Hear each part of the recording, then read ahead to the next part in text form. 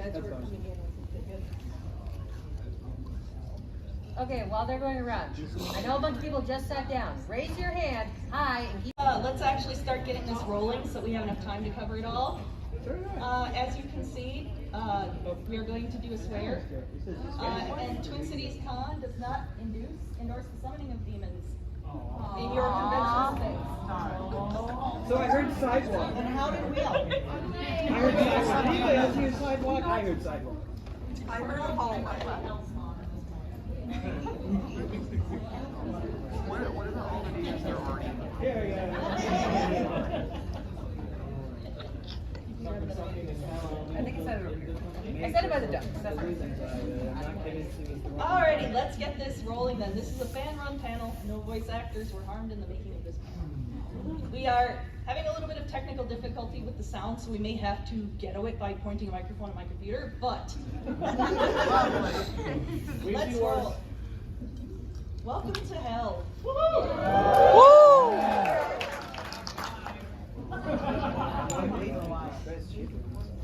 So this is the panel where I want to talk nerdy stuff about animation and world building. And I'm sure some of you just came here because you wanted to talk about shipping. So we'll try to fit a little bit of both in. So the first thing we're going to do is we're going to ask, why are you here? Let's go through them and let's make some noise and raise our hands. You're here because you fucking love Helluva Boss and Hazbin Hotel. Awesome. So you've seen Hazbin but not Helluva. Yeah. How about the other way around? Any Helluva onlys? Not a lonely jump. How about I have no idea what's going on. My friends made me come.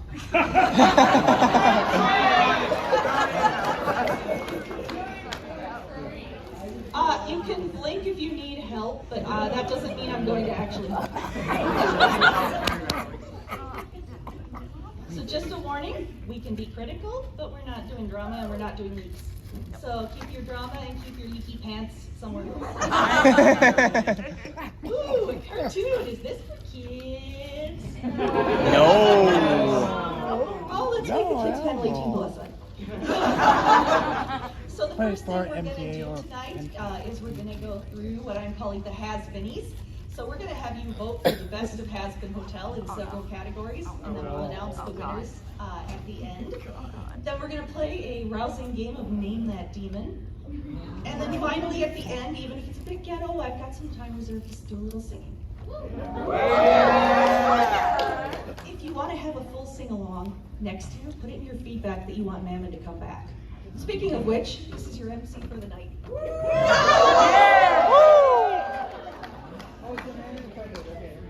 He'd like to say hello to all you cunts.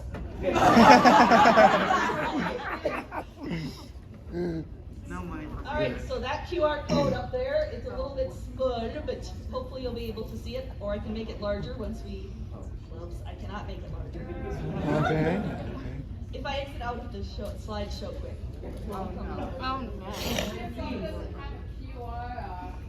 You're out of luck because it's a stupidly difficult address. This person next to you. So just take a moment and I will think about who had the best blow up. Too far to the right. It is a motion. Along the side of the you may have to run over perhaps unfortunately.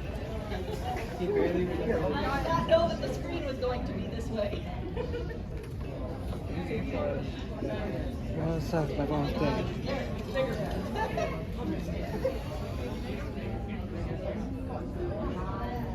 And while you're scanning, at the end of the panel, we will also be doing a drawing, which is why you got these lovely tickets.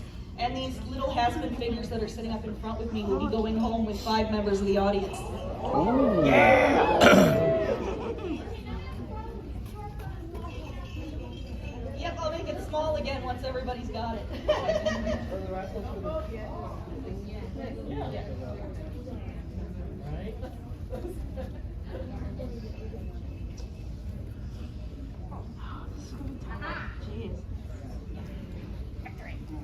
Are we ready?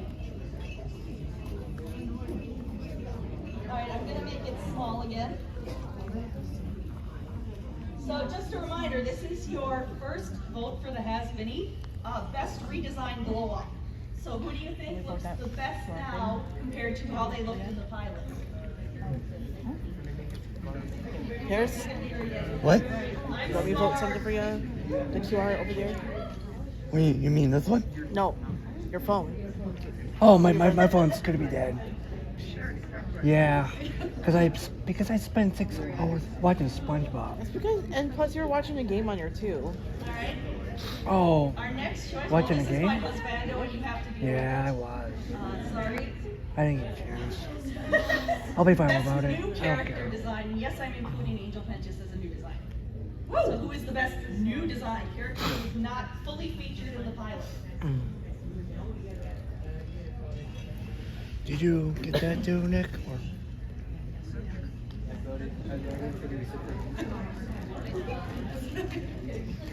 Alright, our next category, best in-show ship. Oh no. Having no screen time, it's so hard to beat.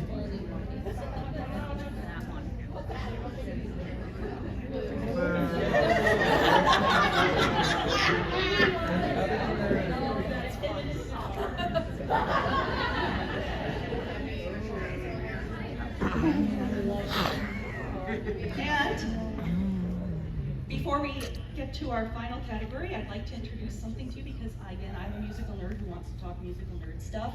At this panel, Yeah. I believe Hazbin Hotel and Helluva operate on what's called the musical world hypothesis. So there's always the problem with musicals that it's suspension of disbelief, like why are the characters breaking into songs and why are they perfectly choreographed and everybody knows the lyrics? And there are several different theories to explain it. I believe the one that fits best is the musical world hypothesis, which is one where the world is musical and magic is music. Perfect. I wasn't actually at the Q&A because I was working my booth, but awesome. So again, our final category is best song to sing along with. Not best song to sing along with. So think about the fact that I said I'm going to have some music at the end when you make this decision. Okay.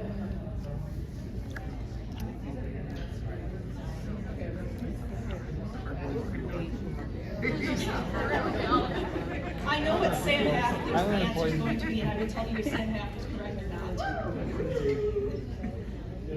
Now to tell if someone is going to die. Sorry. So I've basically taken the song titles and I've discussed what kind of musical trope they fall under. Obviously, Inside Every Demon would be the I Want song. Attic is an I Am song. Happy Day in Hell, Setting Introduction song. Hell is Forever, a villainous advice song. Stay Gone, a diss track. And again, you can disagree with me on these if you want. That could be a quarreling song too. No, it's a It starts with Sorry, the friendship song. Respectless, the quarreling song. Whatever It Takes, the song of courage. Poison, Descent into Darkness, which basically means it's a happy, poppy, yay, yay song that gets darker as it goes along. Yeah. Oh, I think it's a triple game. Loser Baby would be a subversion of pep talk. Hell's Great Status, Duet Differences. More than anything, I put his ode to family. Welcome to Heaven. Sorry, they've got too many names that are similar. Out for Love, I'm calling that a sensational staircase sequence. Yeah. That's Just because I already used Song of Courage for something else. I was like, after the Romance Courage. Sensational staircase sequence. romance. How about that? Ready for this is the Gaining Confidence song or the Song of Courage. More than anything, Reprise is your love song. And finale is obviously the big finale crowd song. So, hopefully you've cast your votes. We're at 120 responses. Woo! So how to tell if someone's going to die in the Helluverse? They're the most liked. Okay, so we'll come back to Hazbin Hotel at the end to do some singing and to announce who the winners of the Hazbins are. But we're going to talk a little bit next about the lore of Helluva, which is, you know, like I said, I'm like Stolas. I'm getting all nerded out about the little sneaky things and like contracts, and I'm reading my contracts and the signals, and I'm so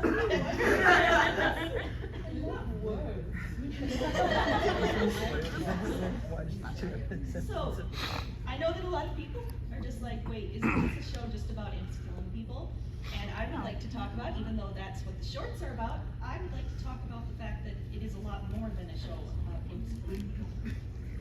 Specifically, one of the major themes in the show is family versus self and chosen family. So, for example, Blitz's obligations to Cash versus his obligations to himself.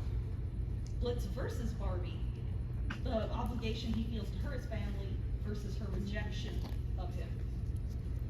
And then if you consider Fizzaroli's relationship to both Cash and Mammon, they were very transactional fathers, both of them. We don't know what happened with Fizz's real dad, but we know that he was being raised by Cash and he went on to Mammon. Oh, move the mic a little closer. I will eat my mic, sorry. Is it good? We also, yes, it's very delicious. We also have Luna's relationship to Blitz, where obviously she probably feels like indebted to him, but he wants her to feel like real family to him. We have Moxie and Millie, who are our healthy relationship example. Well, except in that one episode, but they got better, so healthy relationship. We have Moxie and Crimson's relationship, which again is a transactional relationship between father and son, where father cares what son can do for father. Yeah, that's a theme. And then Millie to her family, especially as we saw in the first short, where Millie, you know, Sally Mae was bringing up her frustrations with Millie having left the farm and leaving all of the farm work to Sally Mae. And then I also put Fizz and Ozzy in here as a potential future conflict, because if you go back to when the end of, I'm forgetting which episode it is, but it's where Ozzy says, "I'm never letting you out of my sight or out of the castle again," and you see Fizz's face fall. Yeah. I think that could potentially be a future source of conflict, is perhaps Ozzy gets a little overprotective. Especially if, and this is just my fan theory, I have not seen the leaks, so not a leak fan theory. My fan theory is that Mammon is going to go after them contractually. Because we've seen him in his courtroom attire in the preview. This could also include Stolas to Octavia, if you consider that he stayed in an abusive relationship in order to protect her. His obligations to give Octavia a normal life versus what he obviously would have wanted for himself. Caring parents. And then, as someone said, we're sensing a theme. Transactional relationships is another huge theme of the show. Because we've got the way Blitz interacted with Chaz, Barosica, and Stolas. I know a lot of people got really mad when the whole Chaz Blitz thing happened because they were like, "My Stolitz!" But if you consider that Blitz seems to treat relationships as transactions, it was nothing more than another credit card run. And he got what he needed out of it, which was to get a hold of the keys and figure out what was actually going on. So he shows that he's actually that one a lot smarter than you think he is. And I think that the most recent episode really solidified that he's got a lot more going on in his head than he lets on. We also have, again, Moxie's relationship with Crimson, where essentially Crimson did not care where Moxie was, did not care that Moxie was in jail, until he thought Moxie was going to get him a fortune. And then he's like, "Oh, wait, I need my child back. Hi, do you like gay things?" And then, of course, we also, like I said, we have Stolas to Stella and to Paimon, and to the Goetia in general. Obviously, another big theme that we have is classism. We see a lot of classism, and it's interesting that we have both the overt classism, which is like the envy demon who was calling Blitz a filthy Rathian, and the other envy demon who was also just implying that Millie could be nothing more than a filthy Rathian hired arms, and that they could never achieve anything higher because of their origins. And then we've got the subtle classism, which is coming out of Stolas, where he doesn't even know he's doing it. and he doesn't even understand. Yeah.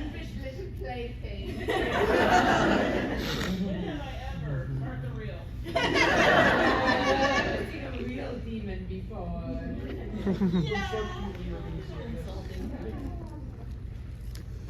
Just a little insulting. So how are Hazbin Hotel and Helluva Boss different musically? So Hazbin Hotel is much more of a bar typical musical. It's what you think of if you're thinking about I'm going to go to a Broadway show or I'm going to watch a Disney musical or something like that. It follows a lot more of that narrative structure. So it's more of a classic Broadway musical.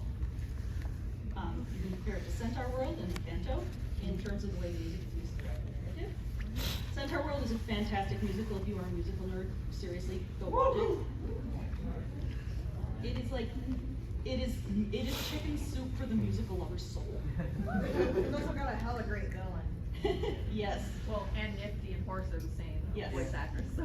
I actually got her to autograph a horse for me. Yeah. So Helluva Boss does occasionally use music to move the narrative, but it actually does rely a lot more on speech songs and background music. However, I do like the parallel that they both have a dream, and they're here to tell you about it. So I roughly broke down the music in Helluva Boss into different categories. Those that are narrative, those that are meant to tell you something about a character, and those that are just songs. Like for example, for narrative, we've got House of Osmodeus, Moxie's Bad Trip, You Will Be Okay, Stola Sings, 2 Minutes Notice, Crooked, Look My Way, Look at This, Juggling's Cool, When I See Him, and All to You. Whereas we've got songs that are literally just to tell you about the characters, like the Imp Jingle and the Sheriff Jingle. The Lululand song, Octavia's my background music, Oh Millie, Striker's theme song, and Sweet Victory, Clown Bitch, Jazz Time, Crashing the Motherfucking Wedding, Monsters Ball, Regular Joe, You've Got the Power, Everybody Look at Me. And then you've got songs that just kind of tend to be like literally in the background or are meant for like Cotton Candy is like a musical extravaganza. It doesn't play any role in the narrative whatsoever. It's just there to be visually beautiful. So this is unfortunately on the next slide where I might have to just aim my microphone at the computer since the speaker is not connecting to my computer. But what I want to talk to you about is, I'm sure you know what scene I'm going to show you next. Because what I want you to know is that it is very, very difficult to animate moving characters on a moving background. Because the standard way of doing animation cheap is to just say, have all of the body be stationary, and then maybe the hands and the mouth are moving. When you are moving a character on a moving background, not only are you redrawing the character from a different angle every shot, so you can't just say, leave them in a static pose with their hands and mouth going like this. They're going like this, so you have to keep redrawing them. And when the background's doing that too, the tracking gets even more insane. There's a reason that you actually won't see any of these types of shots in Hazbin Hotel, or likely won't see them, because they're too expensive and too time consuming for a show that's on a budget and on a time crunch like Hazbin. So I want to show this. The sound may not be the best again, but it's mostly I want you to see the animation because this is technically beautiful. If you're an animation nerd, this is like your holy animation mecca. It started to play on its own. Good job. What the hell? Season 1. Oh, let's get it again.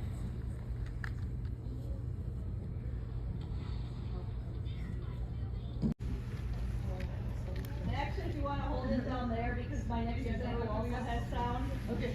So the next example is using loops to create animation effects. Not. That's okay. I am very bad at staying upright. Oh. I failed my gravity check. I rolled a Why don't you natural. struggle? Alrighty, so our next part of our panel is Name That Demon. We're going to, this is the part of the panel where I throw things at the audience, so this will be extra fun. Wait.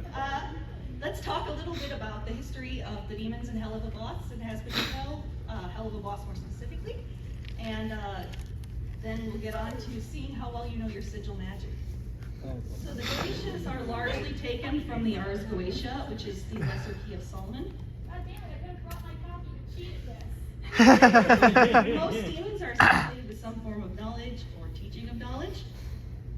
The false monarchy of demons is very similar to the Ars Goetia, and it's actually the older version. So it's like the early draft. The false monarchy of demons leads to the Ars Goetia, and the false monarchy comes from the book of the Offices of Spirits, which seems to be similar to the Office of Spirits, may or may not even be the same book. Because the thing is, some of these are lost media, where we know the grimoires existed because other grimoires wrote about them, but we don't have the original copies anymore.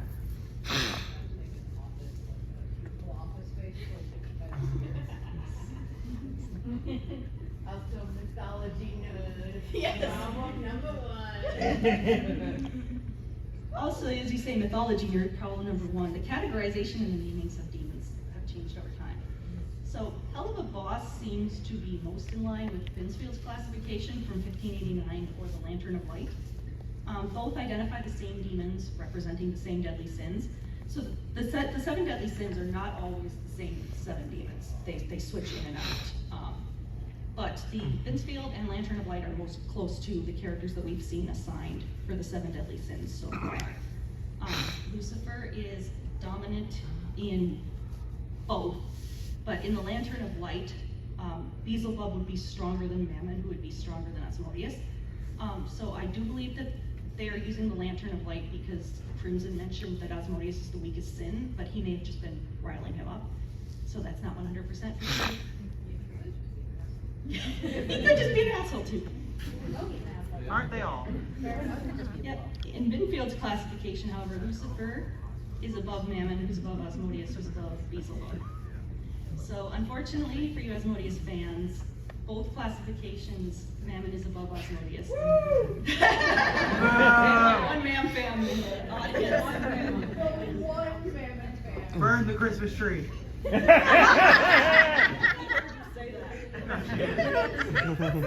Not my text, buddy. Not my text. Alright, so let's begin with an easy one. Name that demon. Who's the first one to shout out our demon? Alright, who yelled it first? Alright, this is the point where I throw things at the audience.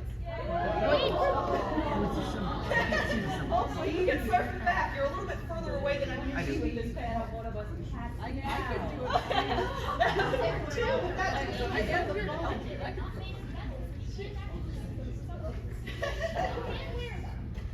So, Stolas is a prince. He is a teacher of astronomy, herbs, plants, and stones, which we've seen.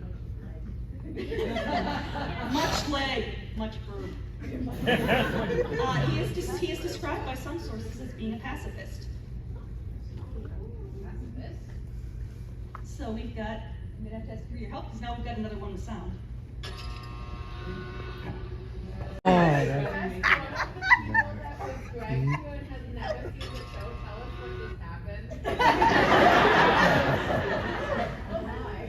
Okay, shout it out. Asmodeus! Asmodeus! It's Paimon. Who said Paimon first? Alrighty, gotta find my Paimon. Sorry, I hear Paimon Alrighty. into that one video game. We're all Yeah! I was like, who's Paimon? Oh, that's why. That's why. Paimon is the teacher of arts, science, and secret things. He is the most obedient of the Goetians, Lucifer.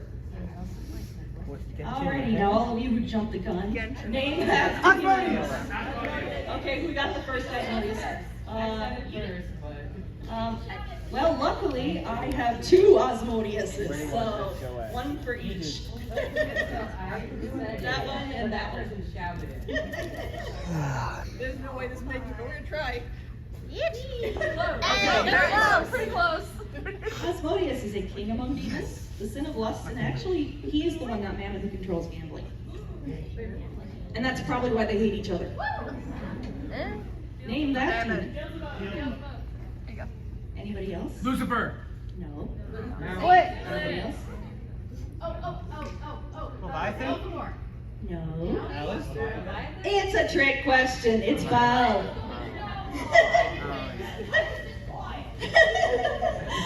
What? So, Baal and Beelzebub are sometimes used interchangeably. That's why it's a trick question. Yep. Yep. You'll see it in one moment. So let's try that again. Yes, who had the first Beelzebub? Here's my bead. Raise your hand. So the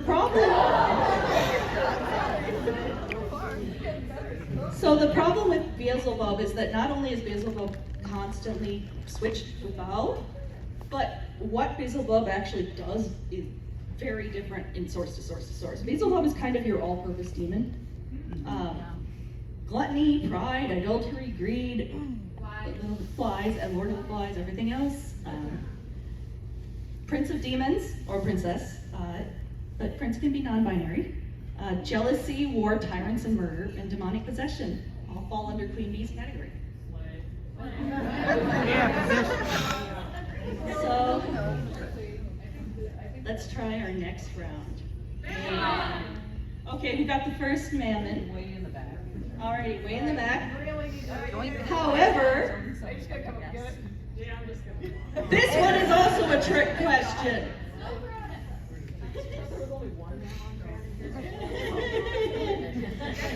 We have two mammon, three, I guess, three mammon fans in here. Anyway, mammon is not a Goetian. He is not found in the Ars Goetia, therefore he does not have a canonic Goetian sigil.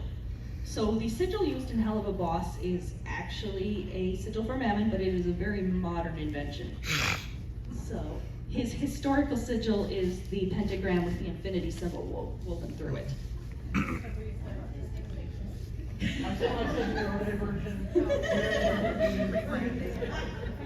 So of course our lovely mammon is the sin of greed. Wealth, for better or for worse, because technically you can summon him if you want to get wealth, but you will pay for it. And he's also a prince of hell. And I have to mention that they all have kaiju forms. Alrighty. Let's try one that... Well, okay, two of these I would. Okay, well, let's just admit that this is an entire... At the same time. Okay, look, we know what show this is. We know what you like. We know every one of you in this room is a monster fucker.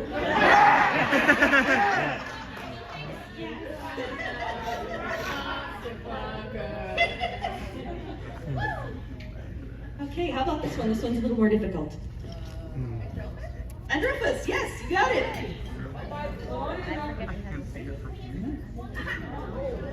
Androphus is a marquis who does astronomy and geometry and can turn anyone into a bird. So, if you want to be a bird. Okay. Next one should be easy, and I don't know where my sigil for him went, so. Nope, I've lost one of my sigils. Oh well. Yeah, you just all know it's Satan. Satan is the adversary. That is actually not Lucifer's sigil. I have Lucifer's sigil in here. That is Satan's sigil. They are different sigils. So I do have Lucifer's sigil in here, so keep an eye out. So Satan is the adversary, Prince of Wrath. Depending on what sources you use, some sources consider Lucifer and Satan as the same individual. As far as I'm aware, most people who do biblical studies do not consider them to be the same individual. In pop culture, they're considered to be the same. Yep. So. All right, here's another difficult one. Visago. Okay, we got a real Visago fan in the audience. They got it right away. Visago is described as a good-natured prince. Oh, okay. Can you get one too? Here you go. There you go. Yep. Fortunately, I've got two of each, so if we have ties, we're good. Except for, I forgot to bring any Satans. Good job, me. He is a good-natured prince. He is in the Ars Goetia, but he is not in the false monarchy of demons. That's what this translates to. So that's a difference between the two. He can tell you the past and the future, and he can find lost objects. Yeah, or if you're in your hotel room and you're like, where are my shoes? Because I look for them every morning. I'm like, where are my shoes this time?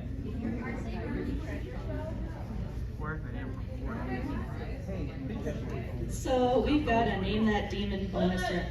Yes, Lilith is on the left, and who's on the right?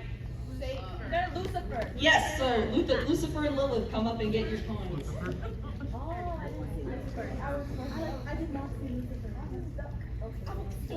And just a little plug while I'm here.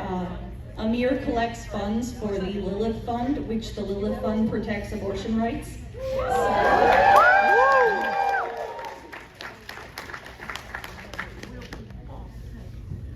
So I'm just going to go ahead and I'm going to plug that and I'm going to say, let's all make Amir proud of us and fill their donation box with comments about Alistair's fuck-ass Bob again.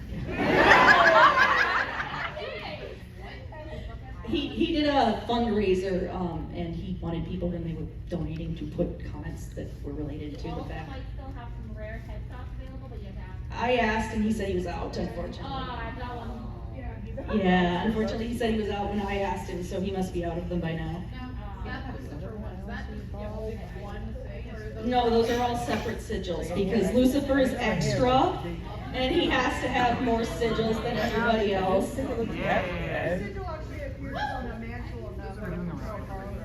Yep. Yes, they hide lots of secret things. Alrighty, so for your interest, if you are interested in this kind of thing, one thing that I will say is go to the Strange Familiars podcast and look for Brother Richard. Brother Richard is a Catholic monk who studies Catholic mysticism, and the stuff that he covers in terms of demonology is fascinating. So if you want to hear more about like how you create a secondhand relic, or how you summon a tulpa, all of that stuff. That sounds dangerous. He has met a tulpa. Tulpa sounds dangerous. It is dangerous, but it's a very fascinating.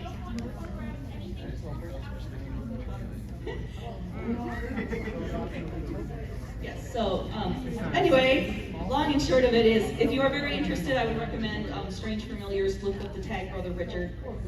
It's really amazing, like talking about relics, like if you touch something if you make a copy of a relic and touch it to the original, then it becomes a second-hand relic. If you make a copy of that and touch it to it, it becomes a third hand.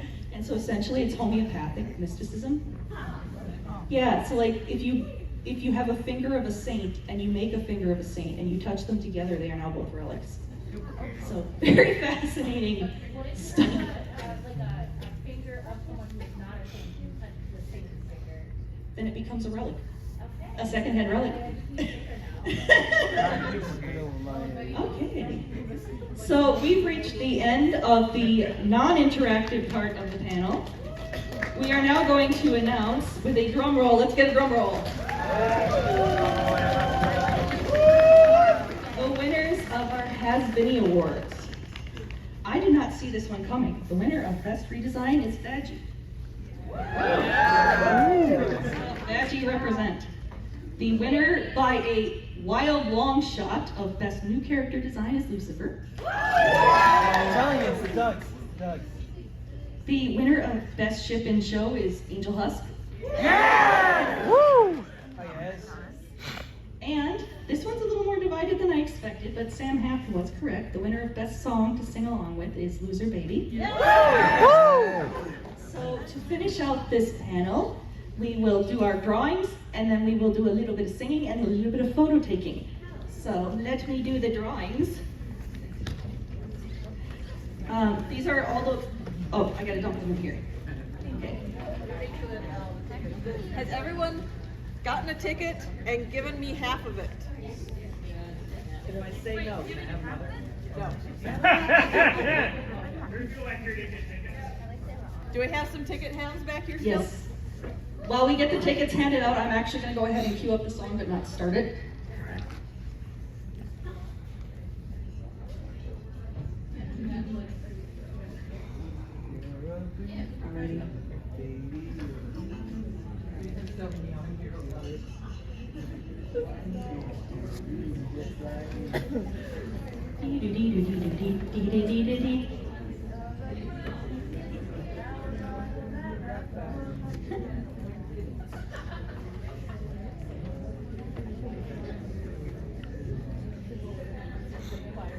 Okay, so also the way this is gonna work is this is a first come, first served drawing. So the person who gets their ticket drawn first gets to grab whichever one of the figures they want. The person who gets drawn second gets to pick from what's left until we run out of figures. And I would just start the song now while we're collecting the tickets, but I don't want to jump off the stage again. Yeah. Yeah. My card! Microphone if you've got an extra coin. What was the second song that? Second song. That's a good question. Second place was Hell's Greatest Dad. Yep, Loser Baby won. Unfortunately, Hell's Greatest Dad came in second. Where was Poison? I can't quite, 9.5%, so there were quite a few before it. I will post these to the Twin Cities Con group. I will post the final results so that you can see what the actual breakdown was. There were over 130 of you who voted. Alrighty, I'm going to read the last 5 of the ticket. So I'm going to read the last 5 of the ticket, and our winner is 04887.